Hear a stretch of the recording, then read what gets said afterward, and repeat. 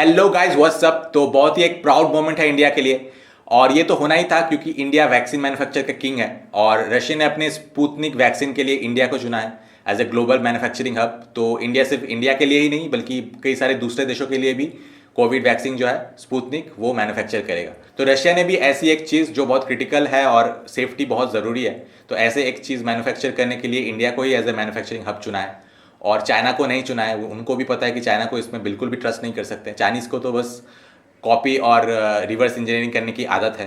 क्या पता ये रशियन स्पुतनिक से चाइनीज़ चूथनिक बना दे। Double meaning intended. तो ये बहुत ज़ोरों शोरों से प्रमोट किया गया है रशिया में। रशियन मीडिया कवर किया है इस टॉपिक को कि इंडिया जो है वो रशियन वैक्सीन स्पुतनिक का मैन्युफैक्चर कर रहा है ऑन ए ग्लोबल स्केल। तो चलिए देखते हैं रशियन मीडिया का क्या कहना था। दोस्तों, वीडियो शुरू करने से पहले बता दूं कि अगर आप मेरे काम को सपोर्ट करना चाहते हैं और उसके साथ ही आप मेरे यूट्यूब चैनल और दूसरे प्रोजेक्ट्स में इन्वेस्ट करके बहुत अच्छा प्रॉफिट कमाना चाहते हैं तो आप हमारे वेबसाइट indiworldstocks.com में इन्वेस्ट करके बहुत अच्छे रिटर्न्स पा सकते हैं। हमारे रेट ऑफ इंटरेस्ट बहुत ही अच्छे हैं और आपके इन इन्वेस्टमेंट के जरिए आप बहुत अच्छा प्रॉफिट तो कमा ही सकते हैं और साथ ही आपके इन्वेस्टमेंट के जरिए मैं और भी बेहतर कॉन्टेंट्स आपके लिए ला पाऊंगा। आपको अगर डिटेल में जानना है तो वीडियो के नीचे डिस्क्रिप्शन में आपको एक वीडियो का लिंक मिलेगा जिस वीडियो में मैंने डिटेल में इंडिवर्ल्ड स्टॉक्स के बारे में आपको समझाया है। अगर आपकी फिर भी कोई क्वेरी है तो आप मुझे व्हाट्सएप कर सकते हैं इस नंबर पे। और इसके साथ ही मैं उन सारे लोगों को थैंक्स कहना चाहूंगा जिन्होंने ऑलरेडी indiworldstocks.com में इन्वेस्ट किया है। Thanks a lot to you. Уже более 5 миллионов заболевших и стабильный ежедневный прирост в 100 тысяч новых случаев. Индийский парламент прерывает почти полугодовые вынужденные каникулы и собирается впервые за все время пандемии. Главное на повестке – спасение страны и падающей экономики от коронавирусной инфекции. Однако сейчас все взоры устремлены на ученых. Премьер-министр Нарендра Моди и вся Индия возлагают надежды на скорейшую вакцинацию. Нам нельзя ослаблять бдительность, пока у нас не будет вакцины. Мы надеемся, что эта вакцина будет доступна как можно скорее в любом уголке мира, что наши ученые скоро добьются успеха и что скоро мы сможем освободить мир от этой проблемы. Буквально одновременно с этим заявлением премьер-министра Российский фонд прямых инвестиций и индийский фармакологический гигант компания Dr. Reddy подписали соглашение о поставке в Индию первой партии российской вакцины 100 миллионов доз. И речь не только о продаже Индии самого препарата, но и о возможном использовании гигантских мощностей индийской фарминдустрии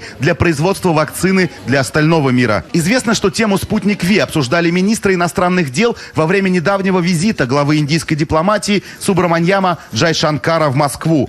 Активно участвовало в подготовке этого соглашения и посольство России в Нью-Дели. Мы сразу увидели от Индии реакцию очень вдумчивую, в то время как много западных партнеров сначала начали критиковать вакцину, ее регистрацию, а потом стали пытаться регистрировать точно так же у себя вакцину, как зарегистрировала Россия. И на них произвело очень значимое впечатление, когда они поняли, что это технология, которая уже проверена десятилетиями, которая основана на проверенной вакцине и зарегистрированной от Эболы, которая была у России. Поэтому они увидели, что это очень проверенная, доказавшую эффективность и безопасность технология по сравнению с западными технологиями, которые довольно новые, непроверенные, их долгосрочная безопасность еще не очевидна. Темпы распространения коронавируса в Индии требуют принятия срочных решений. «Спутник Ви» должен стать новым оружием в борьбе с эпидемией. К клиническим тестам вакцины в Индии уже готовы тысячи добровольцев. Здесь, в Индии, рассчитывают, что поставка 100 миллионов доз российской вакцины может произойти уже до конца нынешнего года. Все необходимые формальности, как то внесение спутника в реестр разрешенных препаратов, индийские чиновники намерены сделать уже в ближайшее время. Дмитрий Мельников, Владислав Додонов и Мария Дементьева. Вести из Индии. Russian 24 Vesti news.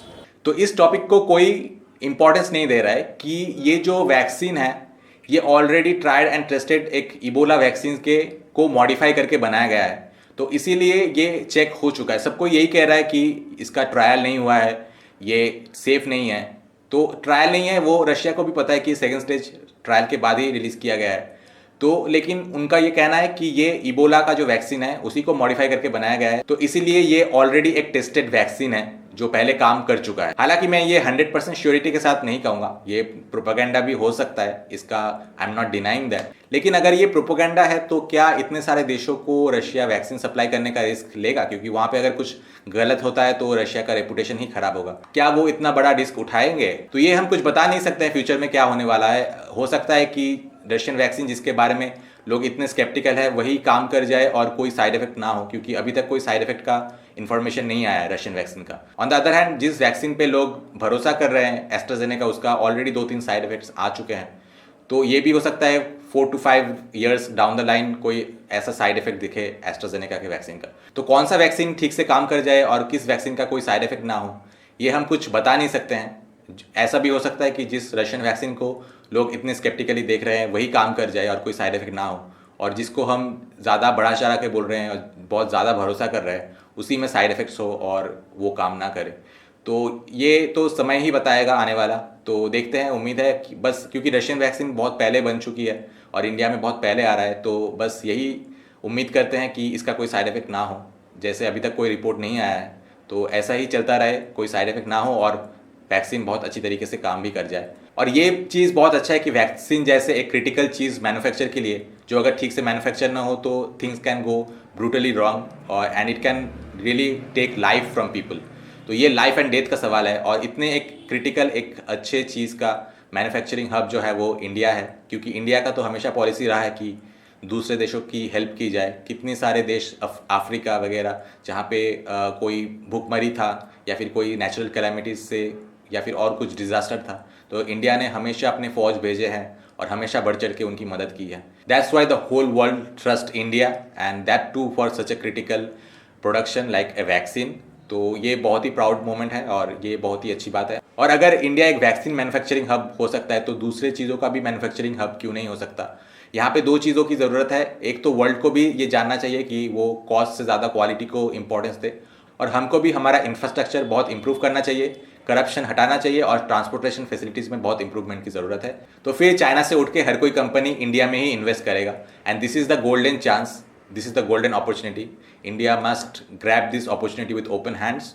और ये क्रिटिकल मोमेंट है और यही मोमेंट है कि इंडिया को बहुत ज़्यादा रैपिड इंप्रूवमेंट दिखाने की ज़रूरत है और वर्ल्ड को ये दिखाने की ज़रूरत है कि वो as a manufacturing hub India को ट्रस्ट कर सकते हैं।